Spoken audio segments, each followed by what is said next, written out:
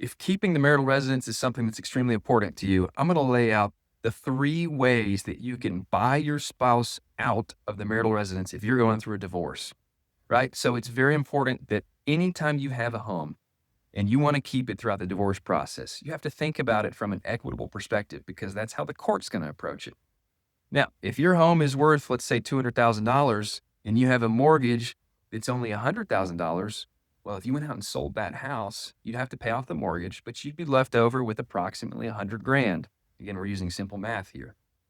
Now, if you and your spouse own this house together, you think your spouse is going to want a portion of that $100,000 from the sale? Yes.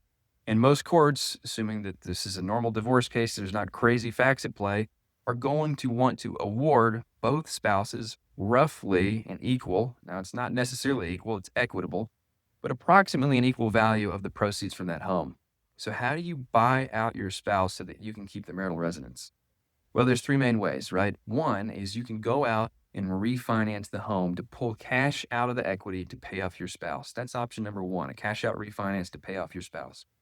Option number two is you use other marital assets that you may have to pay off the portion of the equity that your spouse would be entitled to in the marital residence. So, for example, if you have a large savings account, maybe you have a retirement account, you give your spouse a bigger percentage of that other asset to compensate for the fact that you're keeping the marital residence. So that's option number two.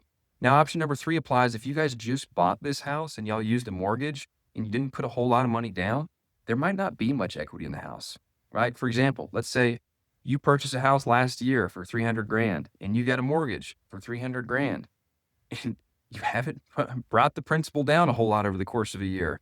So you still owe about 300 grand and your house is still worth about 300 grand. So if you went out and sold it on the market after you factor in the cost of sale, realtor fees, attorney fees, etc., you might not make any money. In fact, you might lose some money. So in that case, your house is not an asset in terms of a divorce proceeding. It's really just a liability.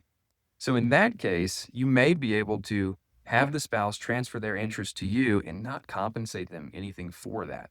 Because the thing that they're transferring value to is not an asset. It's just a liability because there's no equity in the home. So those are the 3 ways to handle, in most cases, keeping the marital residence when you progress through a divorce case. Now, if you need help with this process, you're going through a divorce in East Tennessee, give my office a call. I'd be happy to set up a consultation with you so that you can protect your assets. My number is 423-777-8396. I'm attorney Jack Inman, and I'd be happy to talk with you.